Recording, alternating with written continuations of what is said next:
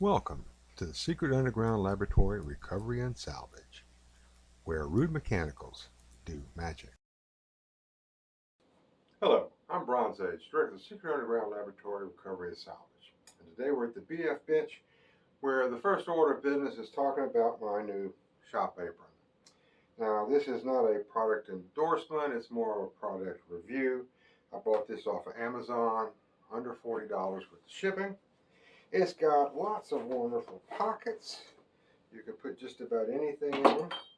The pockets and the pins don't fall out if you bend over. There's even a little window right here, so I guess you could put your "My name is so-and-so" tag on it. I haven't finished exploring it all. These pockets in the front have Velcro flaps so they don't fill up with sawdust when you're working at the table saw. And the actual name, which I thought was Knockery, turns out to be No Cry. But this is Louisiana, where nobody's name is really spelled like it's pronounced anyway, so that's understandable. Like I said, No Cry off of Amazon, under $40. I can't find anything wrong with it. It's comfortable, it fits, and all these pockets really work well. So that's that. Today's patient is the pedestal off of a Duncan Phyfe style table. Duncan Phyfe was a cabinet maker in New York in the late 1700s up into the early 1800s. He had this particular design he's best known for, the Duncan Phyfe pedestal. These three legs and the post in the middle. This type of design could be scaled down for small end tables. It could be scaled up for big dining room tables. This comes off of a table that has one at each end. Some tables were so big they even had one in the middle. Now, Duncan had a factory system in his cabinet shop. And that basically meant that a man would stay at a bench all day long doing nothing but cutting out legs. Another man would be doing nothing but turning out the trunk piece for the middle. Now, the way Duncan made this was to cut a dovetail-shaped slot in the bottom of the trunk, and then a sliding dovetail on the leg, and you had a fairly strong table that could take the weight from above, and the dovetail resisted the legs trying to pull apart. Now, of course, cutting dovetails is laborious and expensive.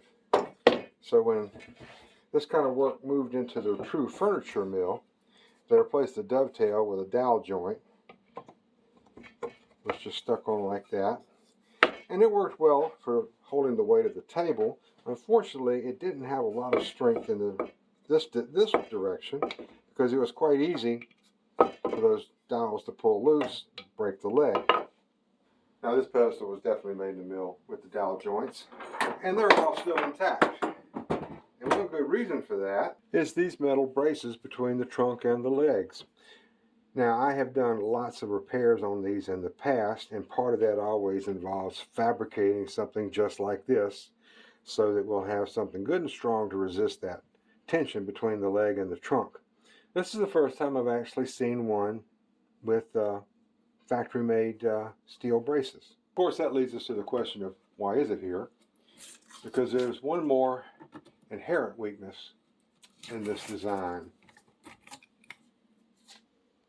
Now, when you have to cut a curved piece from a big board, about half the time you're going to run into a problem where the direction of the grain is less than ideal.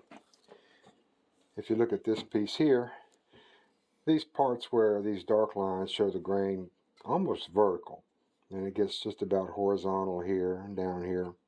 And the wood is very strong if you try to pull it in this direction across that grain right there.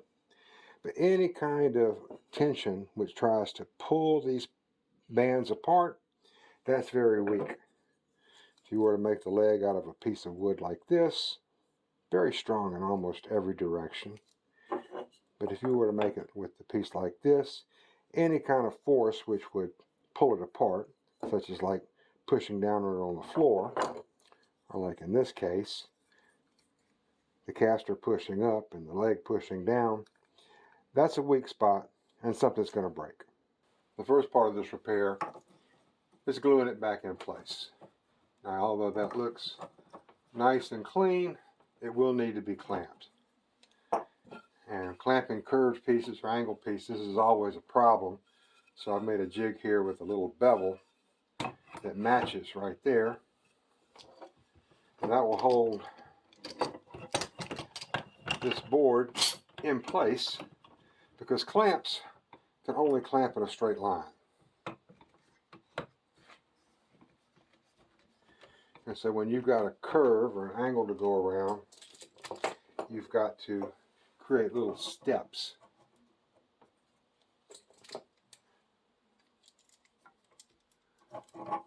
And to make matters worse, the angle of this brake means that it's going to want to try and slip. And although it might hold pretty good when it's dry, glue is an incredible lubricant. And you will stick it on there and it will start to slide. So what I've got to do is get this clamp to get it down so that it can't spread apart. And then I come in with another one and tighten it down like that. And let it sit overnight. And in the morning we'll go about making this joint stronger than it used to be. This is Type Bond 1. I'm using it because that's what I happen to have on the shelf, and since I'm not really worried about this piece being exposed to moisture, Type Bond 1 is going to be fine. I always use Type Bond 1 for any sort of a fracture or crack. If this were a loose joint, separated mortise and tenon or something like that, I would only be using hide glue. As it is, this is going to be enough trouble getting it back straight, getting the glue that squeezes out, controlling that, and getting these cracks as small as possible.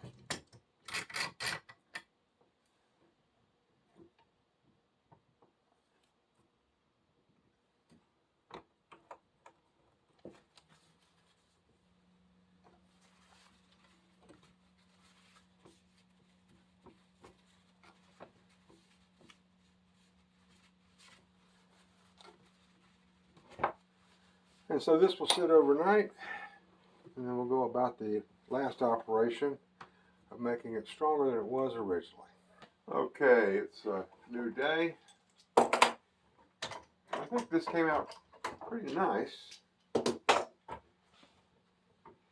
Whenever you're trying to glue back together split wood, you're seldom going to get a perfect match, because there's just too much distortion along the line where it actually splits. And it's never going to go back together exactly right, but this is probably as good as it's going to get. Now what I have to do is come up with a way to make this wood with the grain direction that it's going in, which is basically like that, a little stronger. As challenging as it is to clamp up a curved leg for gluing, it's a bigger challenge to clamp it up if you're fixing to start cutting on it. So I start with clamping a clamp to the bench, clamping the leg in here, and no matter how tight I tighten this, it's not got enough friction to be able to hold against putting enough weight on here. It all might tip. So I've got a handy little bench jack that I can screw up, and that'll support it completely. Now the next challenge is, even where I've got straight lines, they're not parallel. This is actually a gentle taper. So what I had to do was make a jig that matches that taper, and it will fit on here just like that. Tighten these clamps down, and I will be able to run the router using this guide bushing down like this and cut a trench about 1 inch deep, and I'll be able to put an insert in there which will work opposite of that weak grain, and hopefully we'll keep this thing in one piece for the rest of its usable life.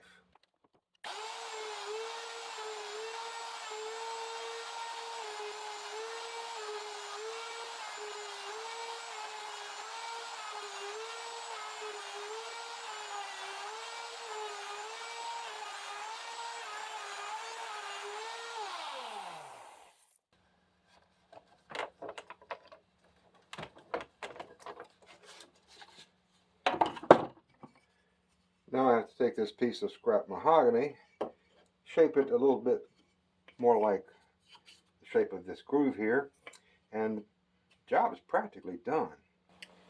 Now we've come to the so far so good stage, and I want this to be an easy slip fit so that I can be sure that I've got good glue contact all the way around, top and bottom, and all the surfaces, and I don't have any spaces where I wedged all the glue out of it.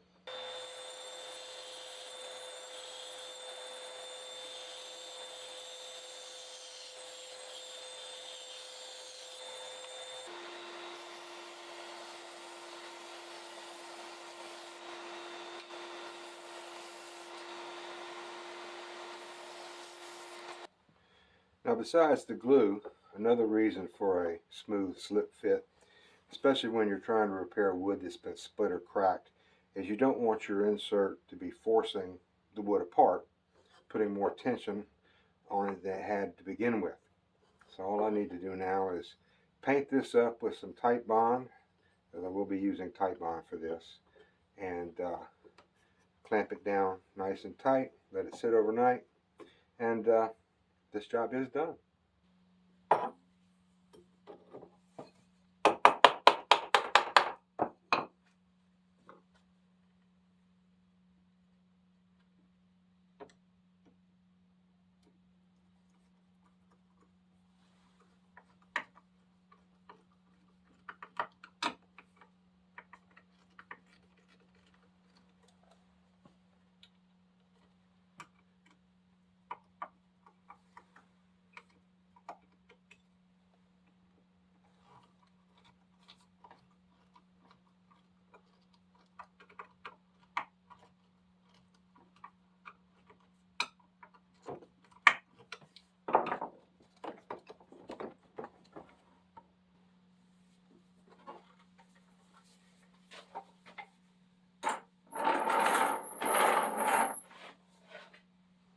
Well, this is Bronze Age for the Secret Underground Laboratory Recovery and Salvage. Thanking you for sitting through this video about fixing Duncan Phyfe's broken foot. And I really appreciate it if you would hit the thumbs up button, subscribe if you haven't already, and hope to see you again in the next video. Again, thank you for watching.